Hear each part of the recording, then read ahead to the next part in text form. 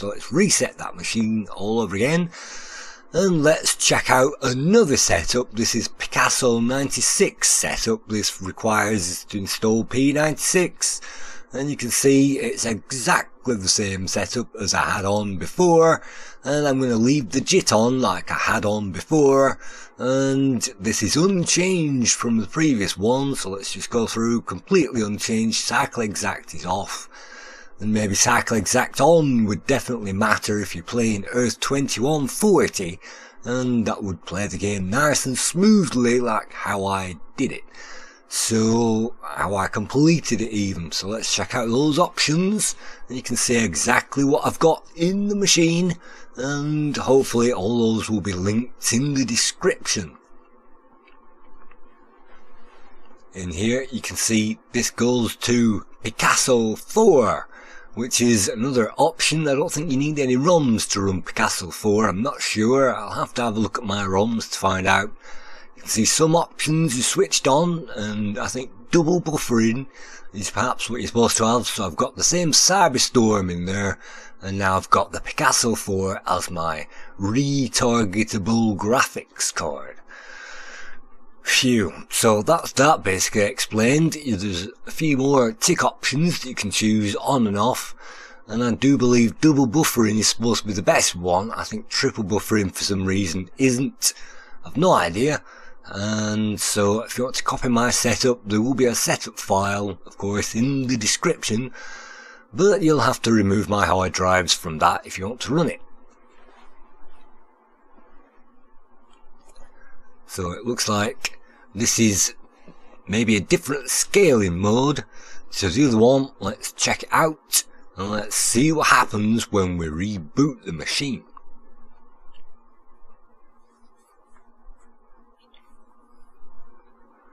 For some reason this hasn't gone into my multicolour setup, and it seems to have downplaned us all the way down to 4-bit planes, 4 colours, whatever it is. Maybe 2-bit planes. So this is what we're in at the moment, and this is my Picasso, you can see, directory. And in here there are games which like to run on the Picasso 4 graphics card.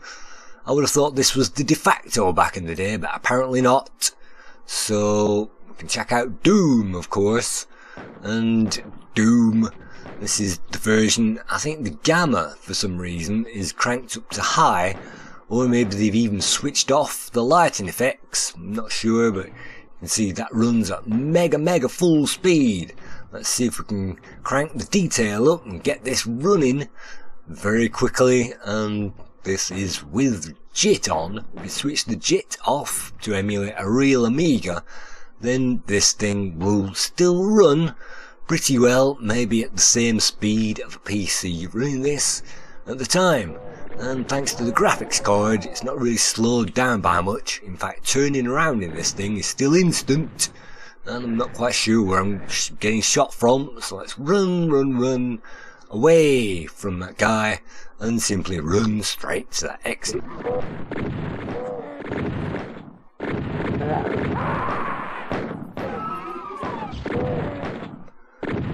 But apparently not. It seems I chose the hardest mode to play this game on, and that's killed me, so we don't need to see that again. That's ADoom, and I think you can correct the gamma. So this is ADoom running Doom 2. I think it's the same engine. Let's this time choose with the mouse.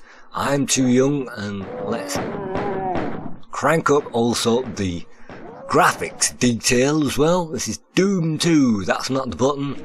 And let's find this. Graphics detail is on high, and you will notice that all of these Doom conversions, of which there are tons and tons of conversions on the Amiga, this is ADoom, all of these have their quirks, and all of them, the graphics settings are different.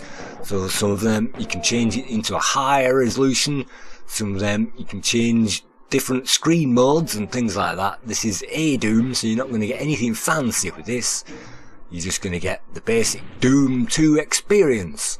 And with the mouse and everything else, it seems to be running fairly quickly, and it's a playable game.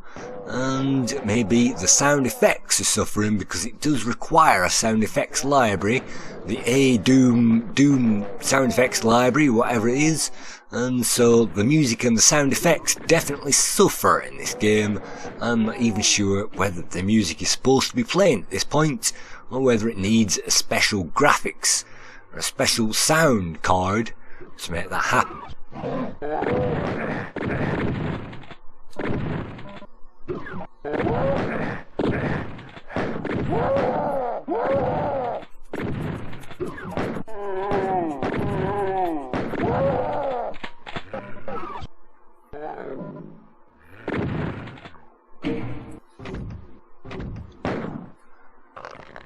So ADoom then, pretty darn good, and it runs at full speed, even a bit too quickly, so that's no problem. Let's have a look at Boom now, which is another hack, and this one definitely has more of a better gamma setting, you can see, and it's got the darker colours, maybe it's got better sound effects, but I still don't think it plays the music. So that's another version. You can see even more options. We can only change the screen size on this particular version. So, but we can also look at that. Weapons we can change as well. First choice of weapons and certain key bindings as well. And I'm not even sure how to get off that screen and how to find it. Options, setup. We can also change key bindings, the status bar, so we can toggle these as well. I'm not even sure whether these were available in the original Doom, but in this Doom hack we've definitely got the options, and there are tons of options to be messing around with. Let's try to find our way back to the previous menu. Music volume, that doesn't appear to be doing much, and so let's find some more options. What can we find in this game? Mouse sensitivity, which definitely comes in handy, and HUD, status bar, also map enemies and messages. So maybe this was a two-player linked option that you can play in Amiga Live with direct messages, and yes, this thing is running full speed, and again without the JIT on this thing would be even better. With high graphics that you can see, it is good, and it appears to be even higher graphics with walls and everything than the previous hack that we played. In fact, pretty good indeed, but the enemies unfortunately are still pretty low resolution.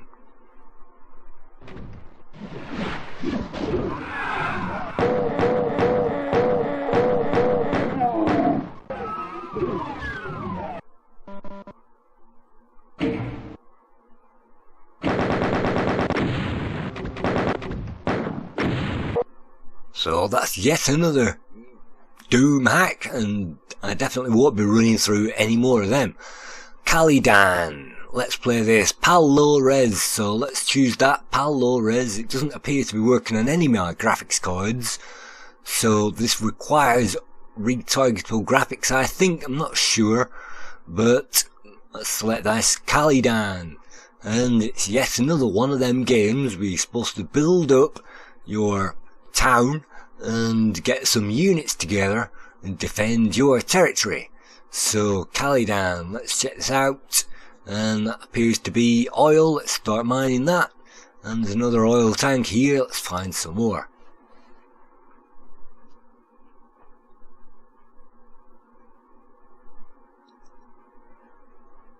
And these things, which are ripped off from Syndicate cars, are actually ripped off from Blade Runner cars, and those things can scoot around the landscape, and we don't really want to do too much exploring at this point in case we get attacked by enemies. And I think on this very first level, all we're supposed to do is to get tons and tons of credits together, just like the very first stage of Dune 2. You can see it kind of rips off that credits accumulation system. And it's a valiant game. I've no idea whether this is the full thing or not, and I've no idea if this thing is immaculate or boring, because it's the very first time I've played it. What are we doing? We're building a satellite. Well, we're supposed to be building a satellite, I've just run out of credits. So, this thing could be amazing. What have we got? Place. Let's place it down. Boom.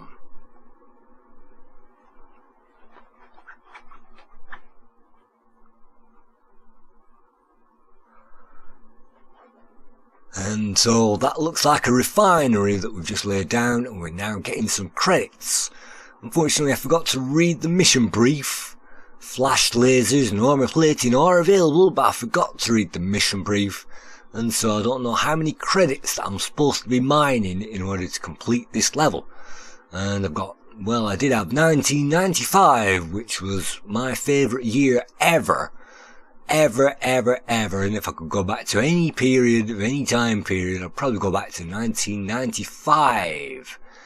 And there you go, we've now got 2,900 credits in the bank, and that's all very well, and I've never played that game, I've never even got into it, but it is there, and there are some nice high resolution multicolour options. In fact, this thing is RTG.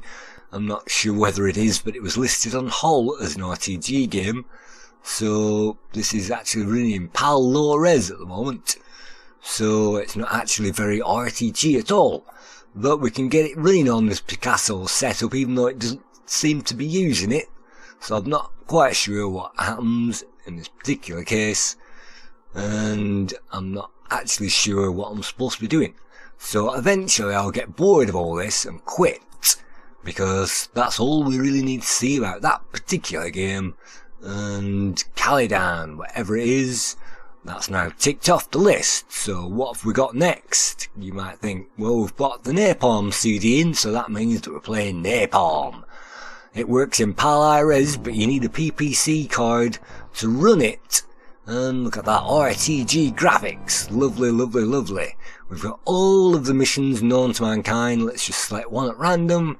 And unfortunately this is the easiest mission in the entire game. So you can see this thing runs flawlessly. And I like to run this on my Picasso 96 card, because if you run it just on the normal RTG setup we saw before with the WinUAE graphics card in there, it tends to show it blocky, and I don't like blocky graphics with jaggedy edges. So we've put the P96 in there, we've put the Picasso 4 card in there, and it's really nice and smoothly. And I have got this to boot off discs as well. Napalm is a fantastic game. What are we doing at the moment? It seems that we're changing some of the options. The speed and the control response are memorised. V-blanking is off. Aim pointers are off.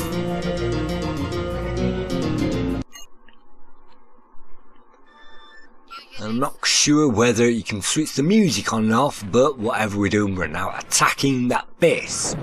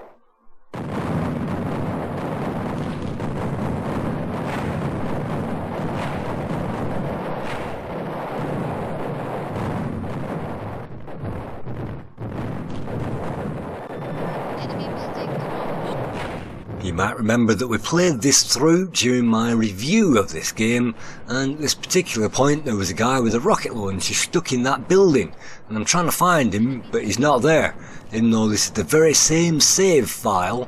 He got stuck last time, and in this version, or at least in this load up of the exact same file, he doesn't appear to be there, so that means the game is now completable from this point, and I can just wade on into the enemy with these bastard tanks. It doesn't take that long at all to defeat any obstacle.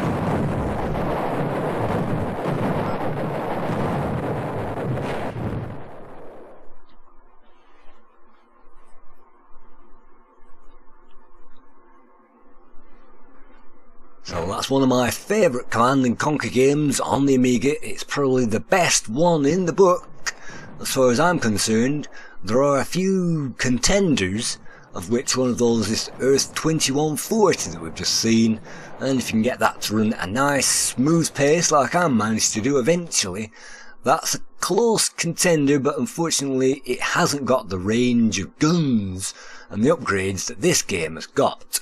So Napalm, definitely love that game.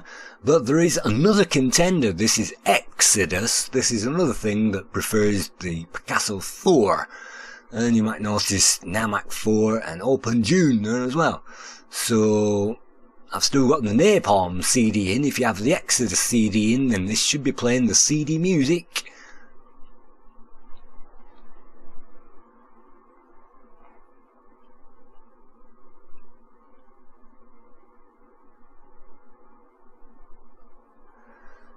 You can see all of the levels are still in there. I'm not really bothered what level I'm choosing. Let's just choose this one, and hopefully it will be near the end so that we can build stuff.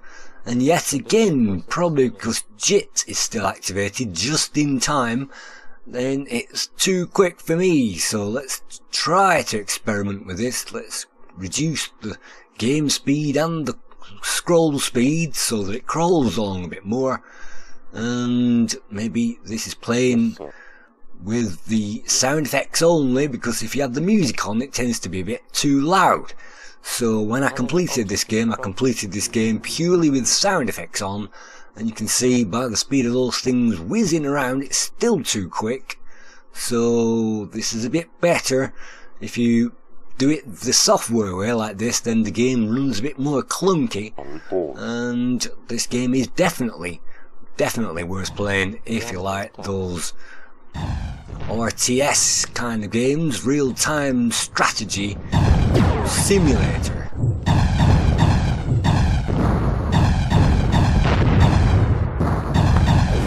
We have a few walkers, so there are walkers in this game as well as other things, lots of different things, and you can see lots of my defences piling into that enemy, and I've no idea whether I can control this guy. It looks like he's an enemy, and that looks like an enemy, and it looks like we're actually defending against enemies at the moment. And this is an oil guy, and in this game you'll have to mine oil from oil wells, but also oil tankers as well.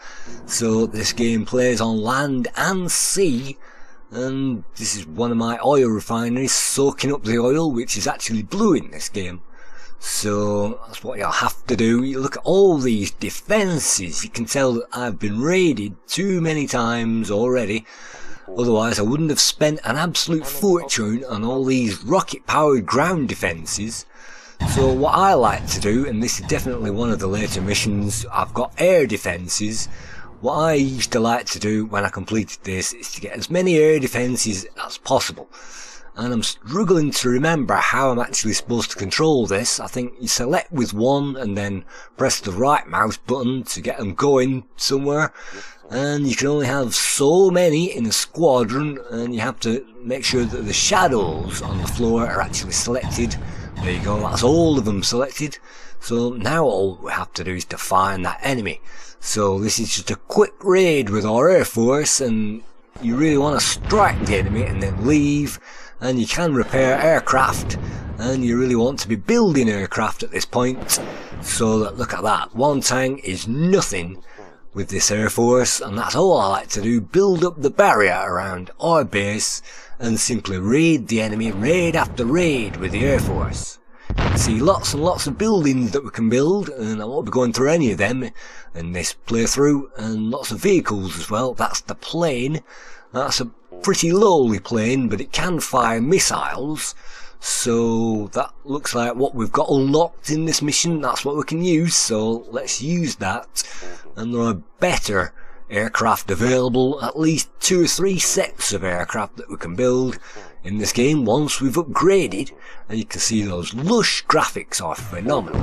The enemy object is approaching.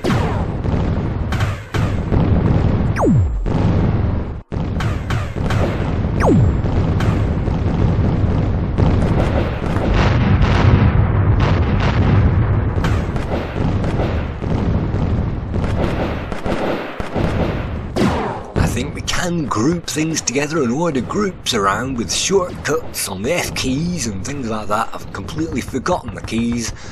This is just a random play. So we're not getting anywhere with our Air Force against those pylons that are firing electricity towards us, but let's just run anyway, which is what I like to do to scout the area. You can see its major defences and weaknesses. There's a building there, that's where some of the vehicles come out of. That's the power plant I think I'm flying over. That's the enemy airport. And, well, that's me dead, unfortunately. And the enemy has got all those walkers dotted around. That's a repair facility. And now those appear on the map as red. And you can have up to 3 enemies in this game. It's not quite June 2, which allowed us to have 4. But it's fantastic to play this game and relive those memories. It's been a long time since I played this, and I can't remember, but you can see the quality of these graphics shine through all the way through it, on land and on sea. And even though it's quite a basic game, you can see we're playing as the aliens, I think, at the moment, so we have quite fancy bases. And that's a refinery I've just clicked on, and a light vehicle factory. We can see the strength of all of these things, including all those ground guns. We've managed to build ourselves something from the airport. So that's a, what do you call them, a silo, and that's a wind generator for some power. We can build those anywhere we like. That's absolutely fantastic. So what can we do? Well, these icons at the top mean we can defend, and we can also patrol, and we can attack something. So in my feeble attempt to play this game, let's see if we can get something on patrol. There you go, click on one and it will go to that destination and then return home again. And that's how we can get vehicles on patrol. You can even lock vehicles down as well, and I've definitely put a surrounding perimeter of vehicles around our base, lock them down so that the enemies cannot attack.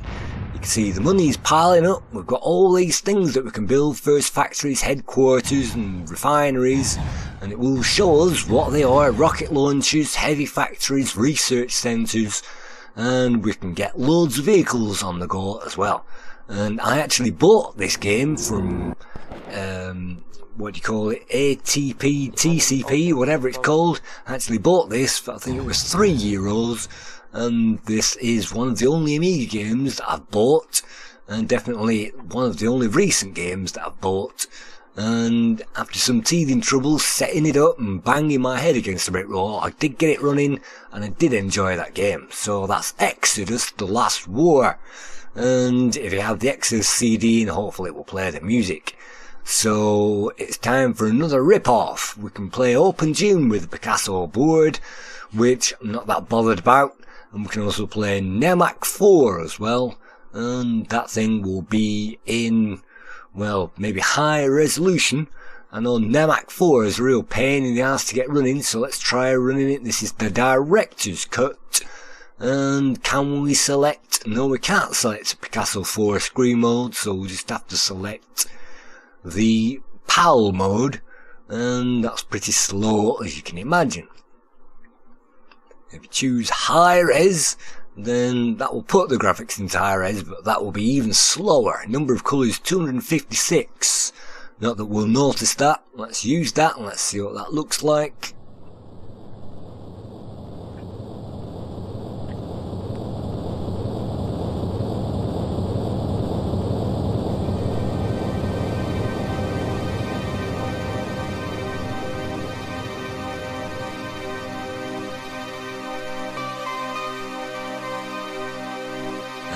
These things might run full screen if I change the integer screen mode that I think it's supposed to be on, and there are definitely ways to get all of these things running full screen.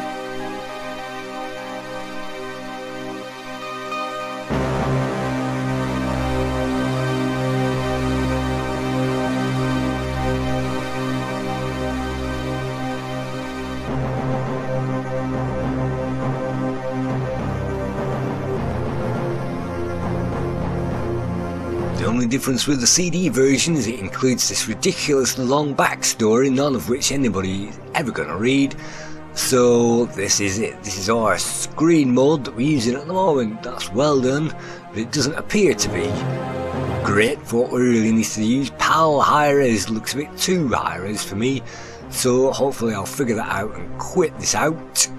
And maybe not. Maybe we're just going to attempt to play it and see if the game itself is full screen.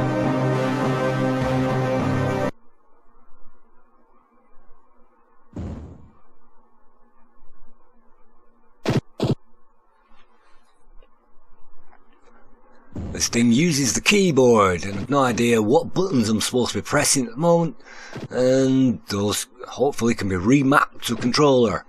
So I'm using the keyboard. It seems to be running nice and smoothly at the moment.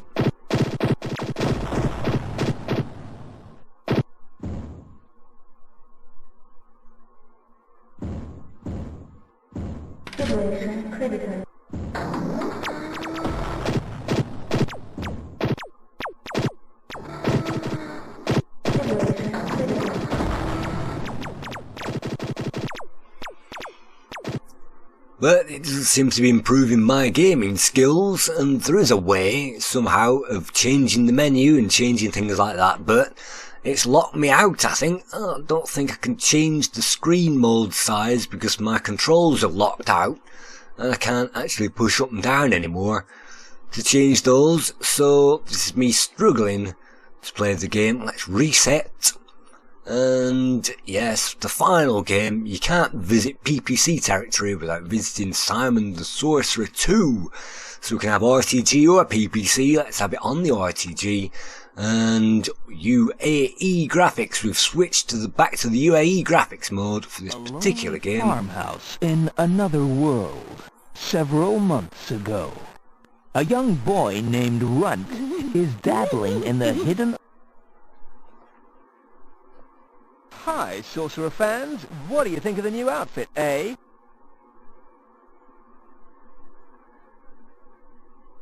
And apparently they didn't convert the music with this conversion, so maybe even if I had the CD it wouldn't be playing it.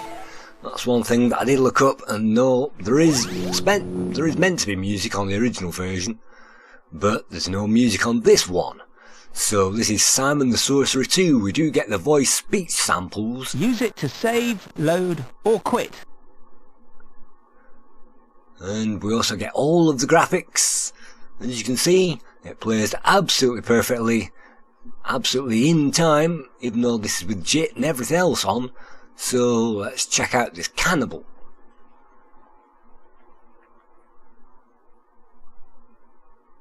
Alright, mate. Greetings, Wana.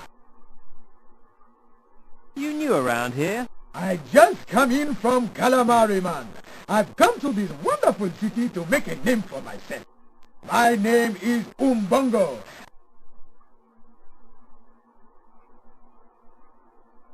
My name's Simon, and I'm an alcoholic. My name means he who drums. Where I come from, Simon is a... So I'm a stupid rabbit's colon. So that's Simon the Sorcerer 2, and I'm just skipping through this conversation at the moment. I've never actually played this game, I've never even started it, so it runs with PPC and or RTG. So if you like that, that's definitely one to install on your PPC RTG setup. Lastly, we get to Shadow of the Third Moon. You can see I've got the Shadow of the Third Moon CD in because it requires that. And in the setup, you can see what I've managed to get to 640 times 480 is, I think, the optimum for the screens. And 320 times 240 seems to be the optimum for the actual graphics of the game. And all the rest of these are on default. And you can see WinUAE SCSI device. You'll have to change that if you want to play that on WinUAE. And fast load is on, which means we can skip out most of the intro screens. And generic RTG is the one that we want. And unfortunately, it's a pretty dodgy install, so let's just try that again. And this time it should work.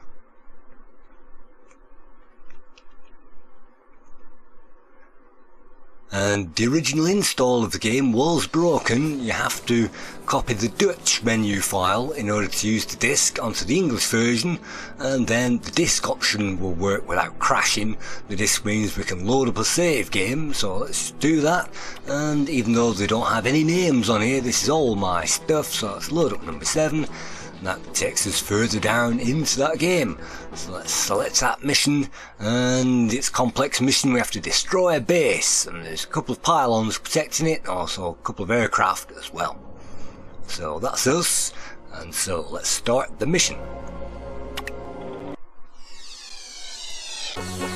We start next to a friendly aircraft which looks an awful lot like an X-Wing fighter at this point, and you can even target our own aircraft as well. We've got 3 modes of firepower: the front laser, the targeting missile, and also some rockets that we can fire.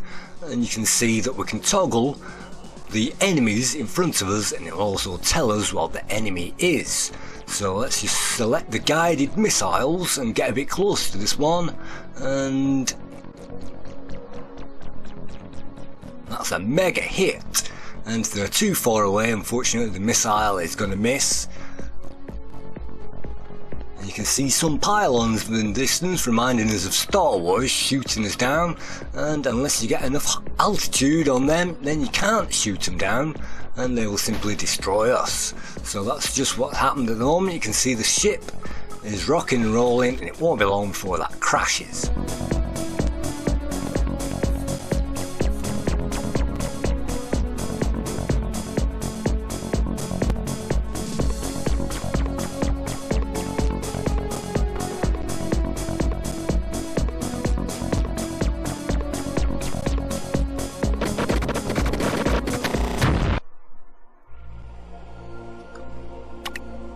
So let's just try that one again, and you can target our friendly by mistake. You can see there's some fuel tanks to knock out, just like Desert Strike.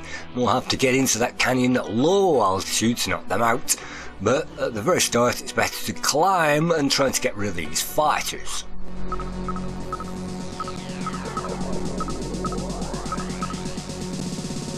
That's our friendly in front of us, and that friendly can be ordered to take down targets. You just have to select a target and then press the D key, and that will be ordered to attack it.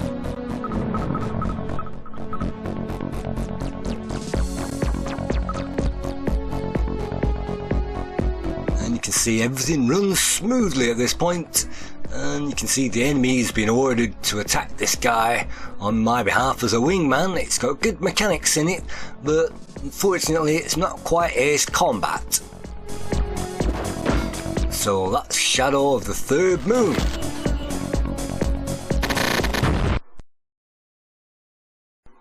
Lastly, we get to another game. This is Exhumed, and this was recently open source ported from the PC.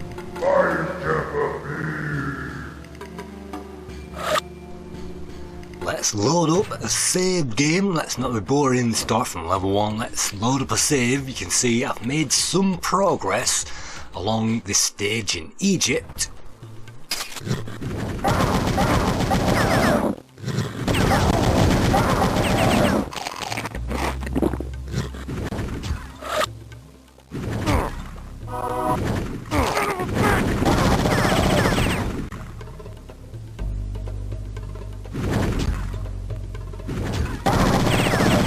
This is the 3rd level of the game, and now we'll have to climb some steps and make our way to the top of this spiral before we can get on to the next section.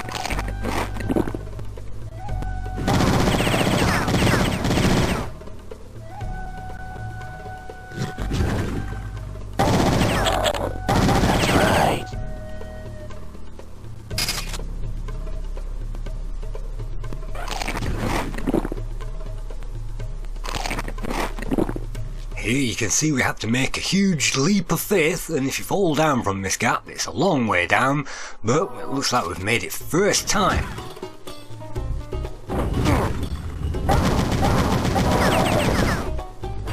And now the only problem is leaping back again. I found that almost impossible, but luckily we don't take too much damage, and we can also eat some plants, and that will restore our health.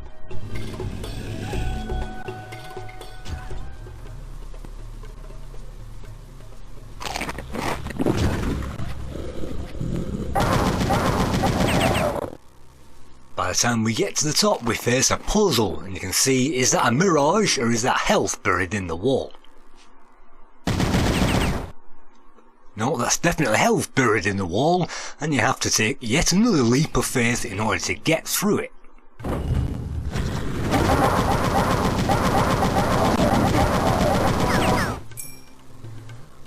Those are checkpoints. You can see I went through, and that means that we get eventually a key. That's the Earth key, and that should mean that we can now escape this first part of this level. And yes, I can't believe I actually made it across that gap, but let's continue, and at the top of these stairs we should find the second chamber, which, as you will see, I'm not going to leave because it's a pit of death.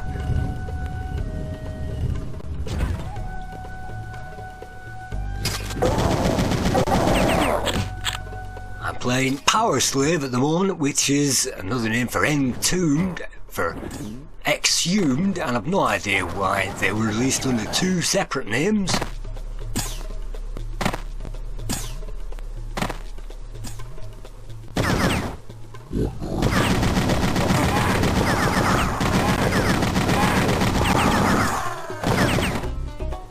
We found a magic torch, and we'll have to save that magic torch for the dark areas a bit later on. For now, we'll have to save it and use it later on. We can't use it at the moment because nothing is dark. And this is being played on 640 x 480, and I'm using the standard built-in UAE graphics driver, the Zorro 3 one that I showed you at the beginning, and this is running unlimited, of course, without Cycle Exact. But the problem with this area is you'll find some cat-like creatures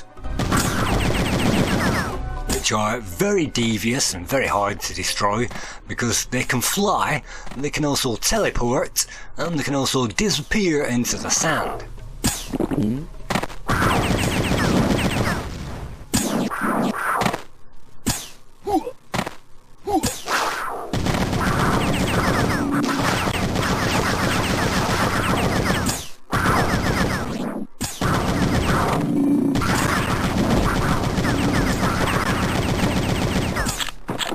If you're facing those cat-like mummies, you're going to have to react. The normal mummies will simply freeze and take away our powers for a bit, but these cat creatures really do soak up ammo. You can see I'm really getting through that ammo at the moment. If he catches in a corner, then we'll die, and this is as far as I've got, I think, with this game. And it's a good game, and it's quite addictive, even though it's quite tough.